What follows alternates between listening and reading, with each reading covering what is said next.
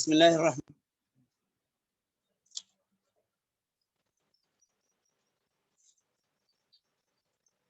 بات چل رہی تھی کہ نظریاتی جنگ کے ذرائع اور وسائل کیا ہیں.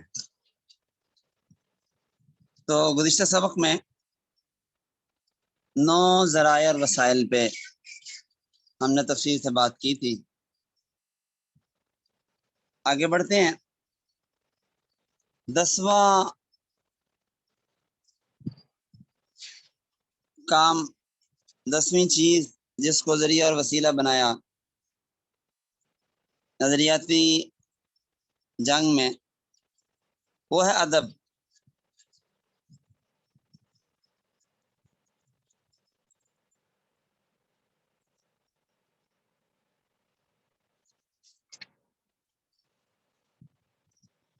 ادب کے اندر نظم اور نثر دونوں شامل، اور گزشتہ 200-250 سال سے اہل باطل کے نظریات کی اشاعت کا عالمگیر ذریعہ یہ ادبی ہے. عشقیہ اور فحش شاعری کو ادب کے نام پہ فروغ دیا گیا. ملحدانہ کلاموں پر ایوارڈ دیے جاتے ہیں. شراب نوشی اور اسی طرح بدکاری کا تذکرہ بڑے لطیف انداز میں کیا جاتا ہے کہ غیر شعوری طور پر لوگوں میں یہ چیز ایک جائز اور معمولی شرارت کا درجہ رکھنے لگے، اور دین کا، خدا کا تمسخر اڑانے والے ادیبوں اور شاعروں کی جسارت کو قابل داد ٹھہرایا جاتا ہے. فن اور ادب کے نام پر اسلامی نظریات، قانون، تمدن، معاشرتی اخلاقیات کی دھجیاں اڑائی جاتی ہیں. افسانے، ناول، غزلیں، عشقیہ شعر وہ انسان کو دنیاوی زندگی کے رومانوی پہلو کا اسیر بناتے ہیں، اور خدا، تقدیر، آسمانی کتابیں، ہدایت، ان کا کھلا انکار ان سے جھلکتا ہے. بر صغیر میں ترقی پسند مصنفین کی تاریخ اصل میں مذہب کے انکار پر مبنی تھی. اس تاریخ سے وابستہ افراد نے الہادی لٹریچر کو گھر گھر پہنچا کر ان گنت لوگوں کو دین کا منکر بنایا. مسلم مفکرین اور علماء نے جب ان چیزوں کی مخالفت کی تو جواب میں پروپیگنڈا کرتے ہیں کہ جی یہ اسلام ادب اور ثقافت کا مخالف ہے، آرٹ کا مخالف ہے. حالانکہ اسلام تو مخالفت کرتا ہے تو برائی کی، خرابی کی، گندگی کی. اسلام تو ہرگز ادب پر، شعر و شاعری پر قدغن نہیں لگاتا. اگر لگاتا ہوتا تو ظاہر ہے کہ جناب رسول اللہ صلی اللہ علیہ وسلم کبھی اشعار نہ سنا کرتے صحابہ سے، اور کبھی یہ ثقافت اور تہذیب اور یہ نثر نگاری ادب یہ چیزیں صحابہ میں نہ ہوتی. تو لوگ پھر اسلام کے خلاف منفی پروپیگنڈا کرتے ہیں تاکہ لوگ سرے سے اسلام کے خلاف ہو جائیں. پھر تفریح ہے، کھیل کود ہے، یہ بھی ان کی تہذیبی الغار کا ایک ذریعہ ہے. اور بہت سے کھیل تو سرے سے جائز ہی نہیں ہیں، ناجائز ہیں. اب کھیلوں کے اندر نیم برہنہ لباس لڑکوں کا، لڑکیوں کا، یہ کس کلچر کو فروغ دے رہا ہے اور کیا چیز لوگوں کو سکھا رہا ہے، یہ سب کے سامنے ہے.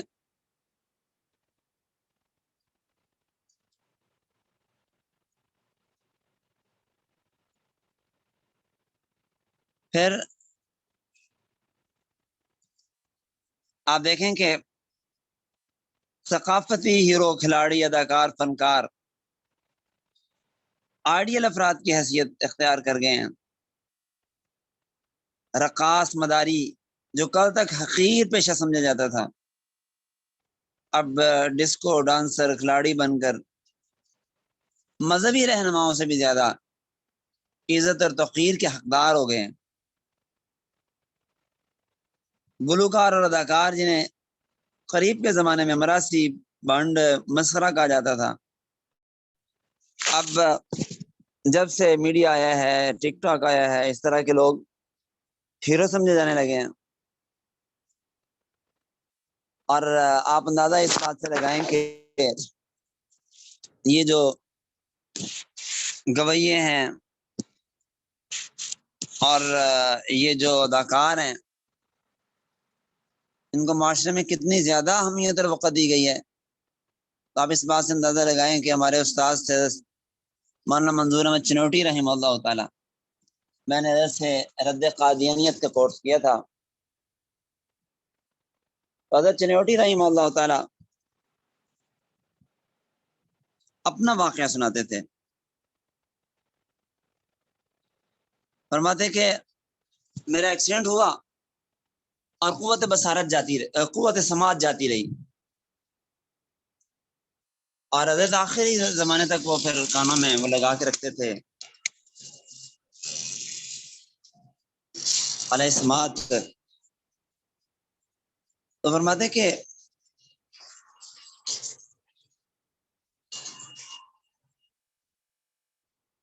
ایک مرتبہ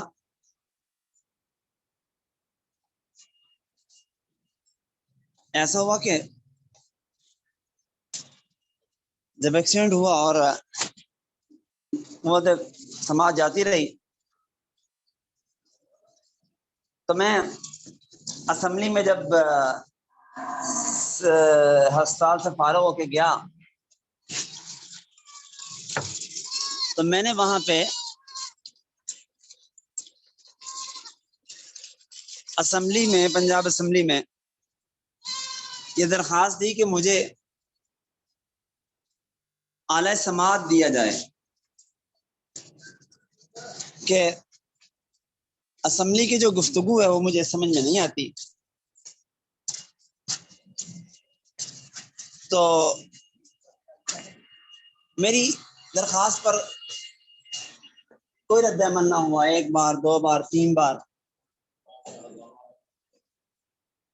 یہاں تک کہ میں نے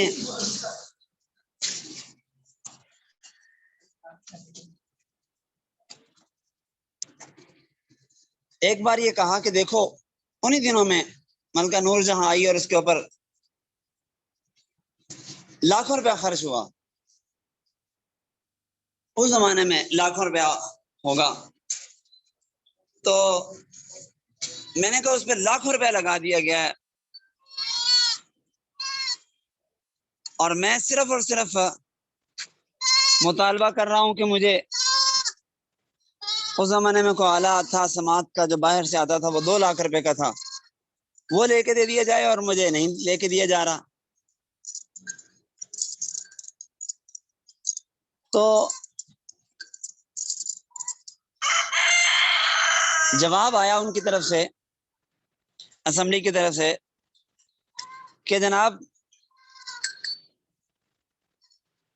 ملکہ نور جہاں کی اور ان لوگوں کی تو معاشرے میں خدمات ہیں، مولویوں نے کیا کیا ہے؟ مولوی کی کیا خدمت ہے؟ اب آپ اس سے خود اندازہ لگائیں کہ ایک عالم کی اور ایک مذہبی لیڈر کی، ایک قائد کی، اور ایک ایم پی اے کی جو قومی اسمبلی کا ممبر ہے، اس کی معاشرے میں کیا حیثیت ہے ان لوگوں کے ہاں، اور اداکاروں کی اور ان مسخروں کی جو اہمیت ہے وہ بھی آپ کے سامنے ہے۔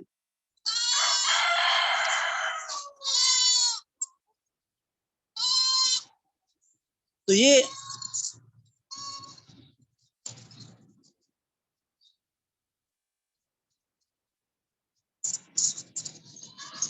ثقافتی ہیرو سمجھے جاتے ہیں، اور آپ دیکھیں کہ ان کے بالوں کے سٹائل، ہیئر سٹائل، ان کے خراش تراش، چلنے پھرنے کے انداز، ان کے کپڑے، وہ سب معاشرے میں عزت کی نگاہ سے دیکھے جاتے ہیں، اور ان کی چیزیں ہزاروں نہیں لاکھوں ڈالرز میں دنیا میں بکتی ہیں. یعنی باہر کی دنیا کی آپ دیکھ لیں، جو یہ اداکار ہوتے ہیں ان کی چیزیں، بلکہ ان کی طرح کی چیزیں، یعنی ان کے سٹائل کی چیزیں مہنگی بکتی ہیں بہت. تو یہ ایک مغرب کے اپنی ثقافت پہ یہ لغار کو مسلمانوں پہ مسلط کرنے کی ایک شکل ہے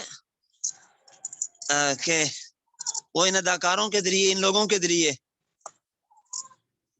اپنا تسلط، اپنی ثقافت کا دنیا پہ تسلط قائم کرتے ہیں.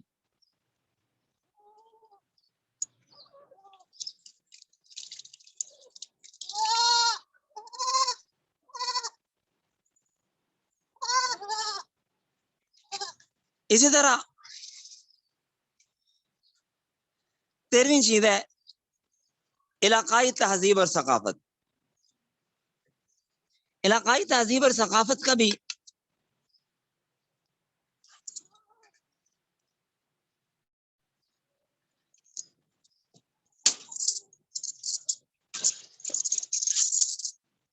استعمال اسلام کے خلاف کیا جاتا ہے.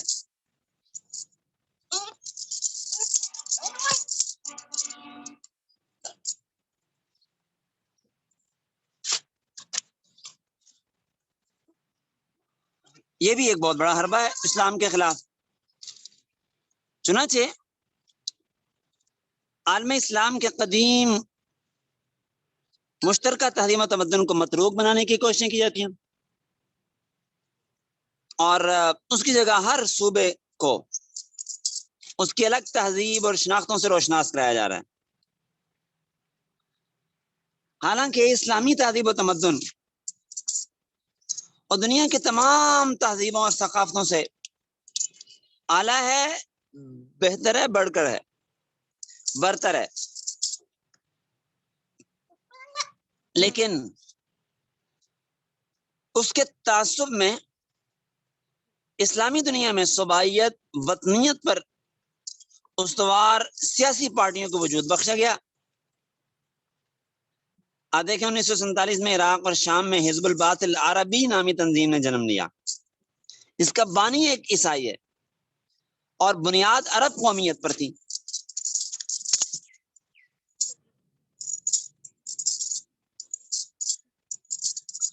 اور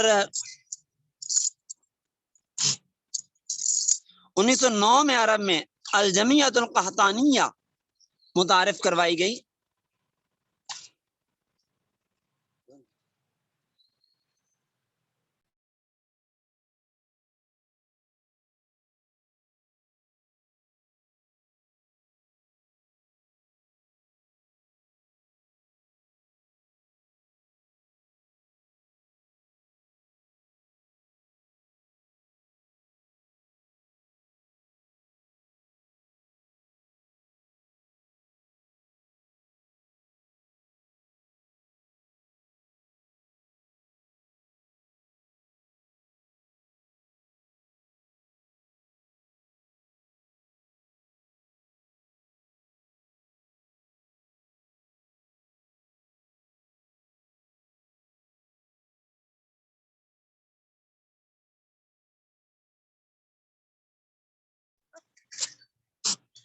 اسی طرح تہذیب و تمدن اور رنگ اور نسل کی بنیاد پر تعلیم و تحقیق کے لیے مستقل علمی ادارے بنائے گئے، مثلا جیسے کہ جامعہ دول العربیہ. اور یہ بات آپ پہلے پڑھ چکے ہیں کہ عربوں کے اندر عربی تعصب کو پیدا کرنے کے لیے باقاعدہ انگریزوں نے بہت بڑا کام کیا.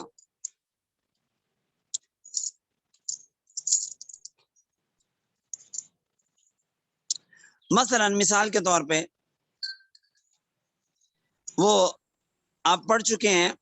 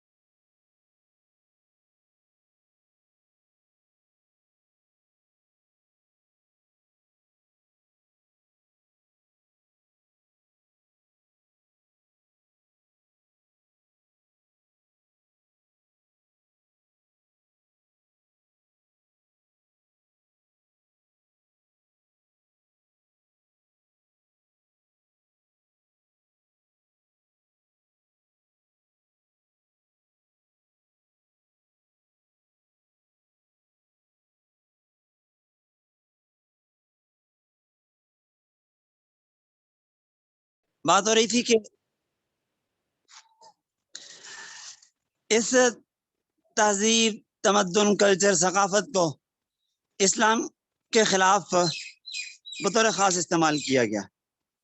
چنانچہ اب وہ مغربی دنیا اربوں ڈالر خرچ کر رہی ہے کہ اسلامی ممالک میں دبے ہوئے ہزاروں سال پرانے آثار اور زمانے جاہلیت کے کھنڈرات کو سامنے لا رہی ہے، تاکہ مسلمانوں کو ان کی اسلامی شناخت کے خلاف اس قسم کی شناختوں میں اور اس قسم کی باتوں میں الجھا دیا جائے، اور انہیں یہ باور کرایا جائے کہ تم اصلاً ان کی اولاد ہو جو بت پرست تھے، اور مغربی دنیا کو ٹیکسلا، ہڑپا اور اسی طرح موئن جوڑو وغیرہ سے اس لیے دلچسپی ہے کہ یہ اسلام سے پہلے کی تہذیبیں ہیں، اب انہیں یادگار کے طور پہ سامنے لایا جا رہا ہے،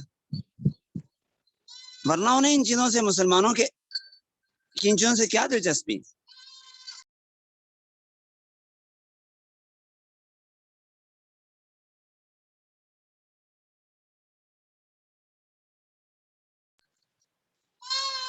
اسی طرح گزشتہ صدی میں آثار قدیمہ کی دریافت کا کام زوروں پر تھا. اس وقت ایک مستشرق نے لکھا،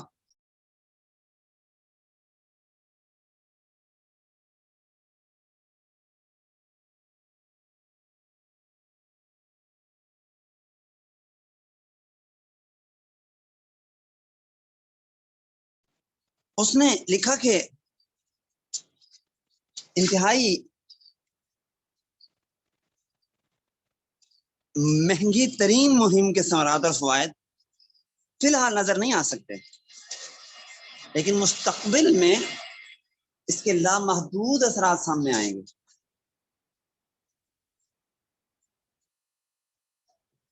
اب وہ اثرات کیا ہیں؟ تو یہی چیز ہے جو آپ حضرات کے سامنے ہے.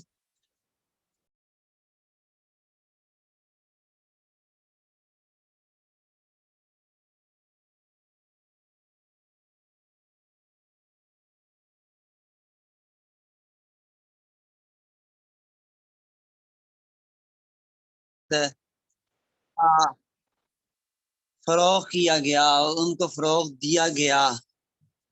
آج آپ دیکھ لیں کہ مسلمانوں میں چھوٹی چھوٹی جماعتیں پیدا کی جاتی ہیں، اور ان میں لڑائی جھگڑے اب رنگ، نسل، قوم پر اور جماعتی تفریقوں پر آپس میں تصادم پیدا کیا جاتا ہے.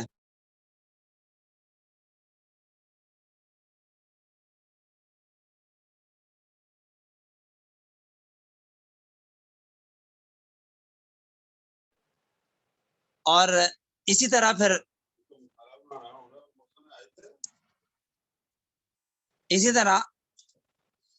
آپ دیکھیں کہ قومی تعصب کو فروغ دیا جا رہا ہے آج بہت زیادہ. مثلا پاکستانی ایک قوم ہے مثلا، تو پاکستانی ہونے کی بنیاد پر، اور اسی طرح مثال کے طور پہ مثلا پاکستان میں سندھی، بلوچی اور ادھر پٹھان اور پنجابی اور مہاجر اور مقامی اس قسم کی کے تعصبات کو فروغ دیا جاتا ہے، اور ان کی حوصلہ افزائی کی جاتی ہے، پشت پناہی کی جاتی ہے. حالانکہ آپ سمجھتے ہیں کہ اسلام نے ان سب چیزوں کو ختم کیا ہے، اور اسلام نے ایک عالمگیر وحدت دی ہے جس کی 4 بڑی بنیادیں ہیں. ایک ہے وحدت الایمان، ایک دوسری ہے وحدت الاصل کہ سب انسان اصلاً آدم کی اولاد ہیں. وحدت العبدیت، سب اللہ کے بندے ہیں. معیار الفضیلہ، اگر فضیلت کا کوئی حقیقی وجہ ہے تو صرف اور صرف تقوی ہے، اور کوئی چیز نہیں ہے. بہرحال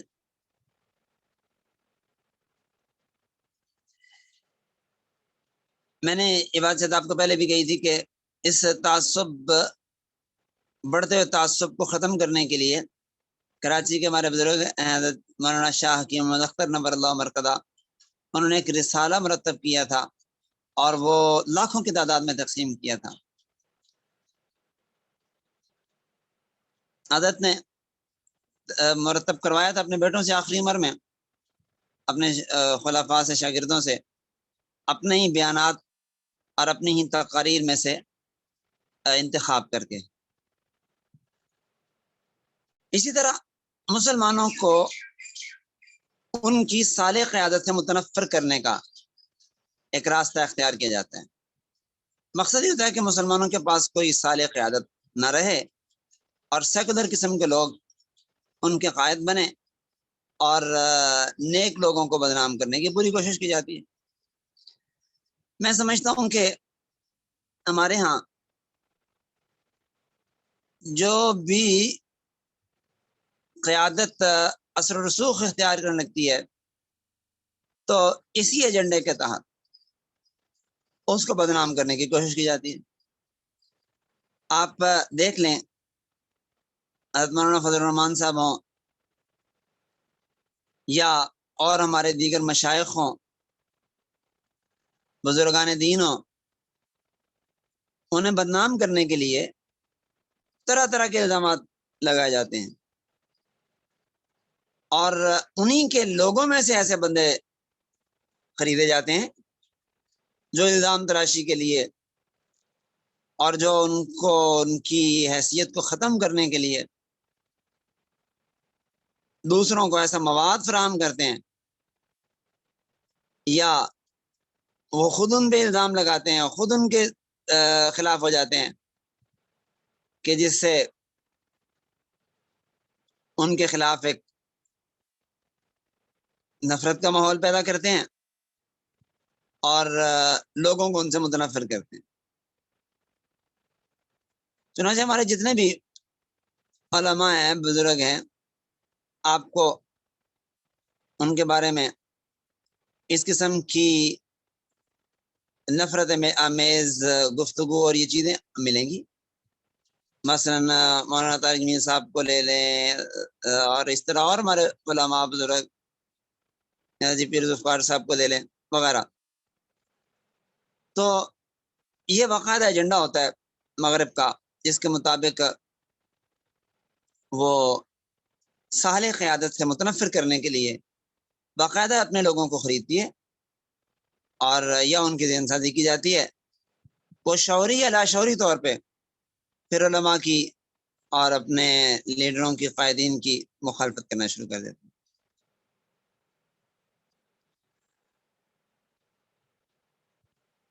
اب اس کے لیے اس سے پہلے کیا ہوتا ہے؟ اس سے پہلے انہیں ڈرا دھمکا کے خاموش کرنے کی کوشش کی جاتی ہے، ہو جائیں تو ٹھیک، نہ ہو تو انہیں خریدنے کے لیے کی کوشش کی جاتی ہے۔ مولانا فضل الرحمان نے بارہا یہ بات کہی کہ مجھے بڑے بڑے ڈالروں کی پیشکش، اور ان کو ہی نہیں، جتنے بھی لیڈر ہوتے ہیں سب کو ہوتی ہیں، اور اگر یہ بھی نہ ہو سکے تو پھر قید و بند کی صحبتیں، پابندیاں ان پہ لگائی جاتی ہیں،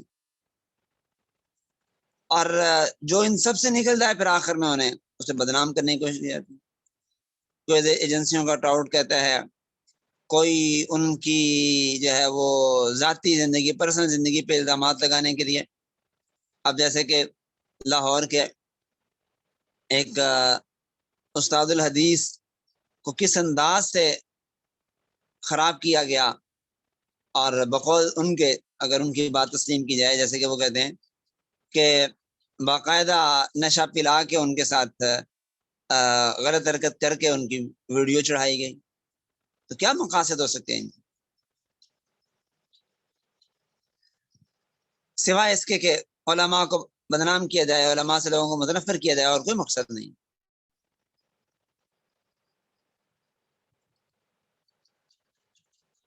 اب آپ دیکھ لیں کہ طالبان کو کس انداز سے بدنام کیا گیا۔ آپ میڈیا پہ دیکھتے ہیں کہ ایک ویڈیو چلائی جاتی ہے، بار بار چلائی جاتی ہے، اور پھر فلمیں بنائی جاتی ہیں اس پہ۔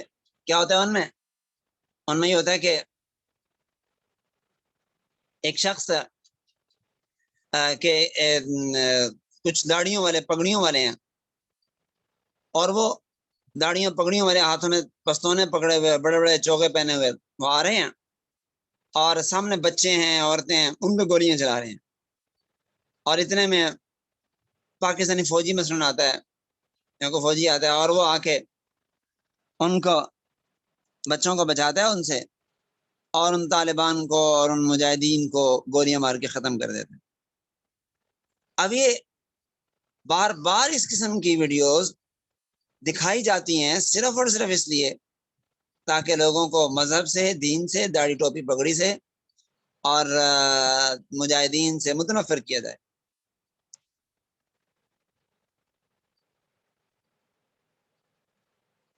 اور آپ دیکھ لیں کہ اس کے بعد پھر لوگوں میں علماء اور مذہب اور مجاہدین اور طالبان کے بارے میں کیا کس قدر نفرت بڑی اور پھیلی ہے.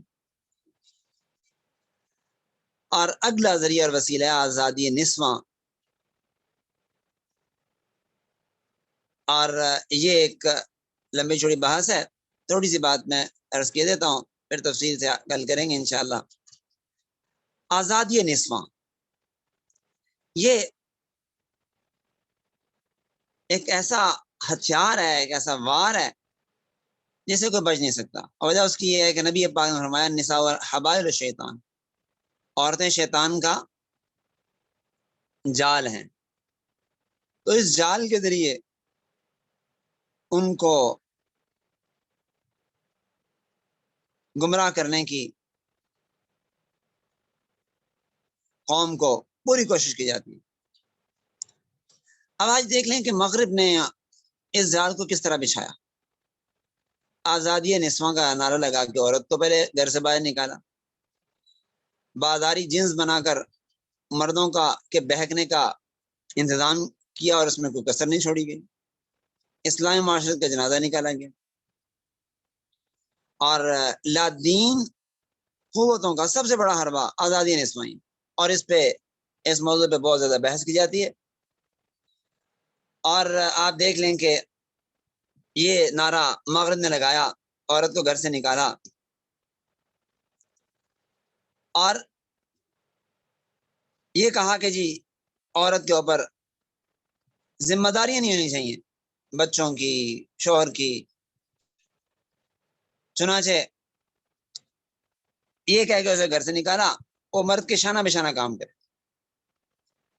اب باہر بھی اسے سارا کام کرنا پڑا، مطلب جاب ہے، صبح سے شام تک ملازمت ہے، کام کرنا ہے. ایئر ہوسٹس ہے تو وہاں کھانا بھی دینا ہے سب کو. اب یہ کام کاج کرنے کے بعد جب اس نے گھر میں آنا ہے تو اپنے بچوں کو بھی کھانا دینا ہے، شوہر کو بھی کھانا دینا ہے، ان کے کپڑے بھی دھونے ہیں، ان کے کام کاج بھی کرنے ہیں. یا اگر نہیں بھی کرنے تو کروانے ہیں، وہ بھی اس کی ذمہ داری ہے. گھر سمیٹنا، گھر کو سنبھال کر سارا کام اس نے کرنا ہے. اب عورت کے کام کم کرنے کے نام پہ اس کے کام بڑھا دیے، اور مقصد تھا صرف اپنی ہوس کو پورا کرنا. اب جب عورت کو گھر سے باہر نکال دیا تو مجبور ہو گئے اسے اندر داخل کرنے پہ. اور گورباچوف نے ایک موقع پہ کہا تھا کہ ہم نے عورت کو گھر سے باہر نکال کے بہت غلطی کی، اب ہم چاہتے ہیں کہ اندر چلی جائے دوبارہ گھروں میں. تو اس وقت ہمارے جب یہ مطلب اس کے بعد ہمارے استاذ ایک موقع پہ فرمانے لگے کہ اب یہ اندر نہیں جاتی، اب اسے اندر اگر لے جانا ہے تو وہی راستہ اختیار کرنا پڑے گا جو راستہ اسلام نے اختیار کیا، محمد رسول اللہ صلی اللہ علیہ وسلم نے جو راستہ اختیار کیا. تو بہرحال عورت کو باہر نکالا گیا، اور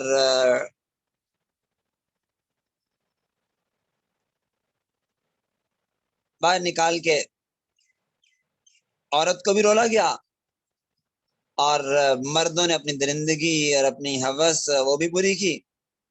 عورت کو کچھ بھی حاصل نہ ہو.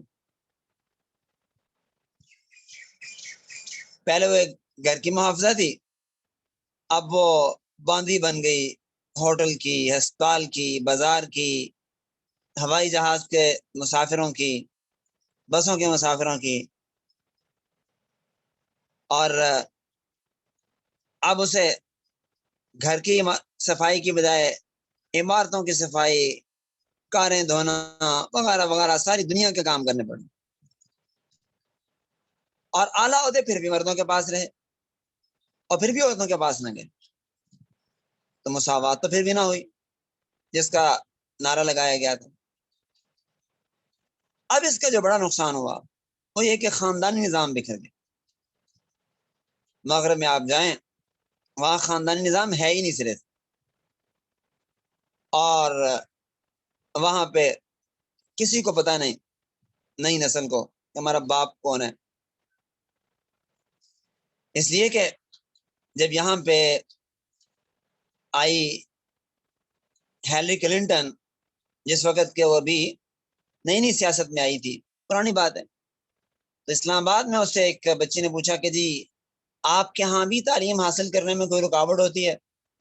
تو اس نے کہا جی ہمارے ہاں تعلیم حاصل کرنے میں جو بڑی رکاوٹ ہوتی ہے وہ یہ ہوتی ہے کہ بچی کالج جاتی ہے پڑھنے کے لیے، لیکن ابھی کالج کی تعلیم اس کی مکمل نہیں ہوئی ہوتی، کہ اس سے پہلے اس کی گود میں کوئی بچہ آ چکا ہوتا ہے، وہ کسی بچے کی ماں بن چکی ہوتی ہے۔ تو اب یہ خاندانی نظام کے بکھرنے کی ایک صورت ہے جو وہاں ہو۔ اب وہ چاہتے ہیں کہ مسلمانوں کا بھی خاندانی نظام اسی طرح بگڑ جائے۔ ابھی جو خاندانی نظام ایکٹ آیا ہے وہ اگر یہاں پہ لاگو ہو گیا، صوبوں پہ تو لاگو کر دیا گیا ہے، اور ابھی وفاق میں لاگو کرنے کے لیے درخواست دے دی گئی ہے، اگر وہ عمل درآمد ہو گیا اس پہ تو پھر تباہی بربادی جو مغرب میں ہے وہ ہمارا بھی مقدر بن کے رہے گی، اور جس طرح اندلس کو تباہ کیا گیا، ترکی کو تباہ کیا گیا، اور دنیا کے دیگر اسلامی ممالک کو تباہ کیا گیا، وہی تباہی پاکستان کا مقدر بھی بن کے رہے گی، خدا نہ کرے کہ ایسا ہو۔ بہرحال آزادی نسواں کے حوالے سے یہ ان کی ایک سازش ہے۔ تو اب اسی سلسلے میں اسلامی اخلاق ہے، معاشرت ہے، ان کی تباہی بربادی ہے، اور اس کے ساتھ ساتھ اس عنوان پہ اور متعدد عنوانات ہیں، مثلا مسلمان عورتوں کو بازاری جنس بنا دینے کی قدیم خواہش، آزادی نسواں کا کے لیے پروپیگنڈا مہم وغیرہ باتیں، یہ انشاءاللہ العزیز اللہ نے چاہا تو کل کے سبق میں ہم کریں گے۔ آج اس پہ اکتفا کرتے ہیں۔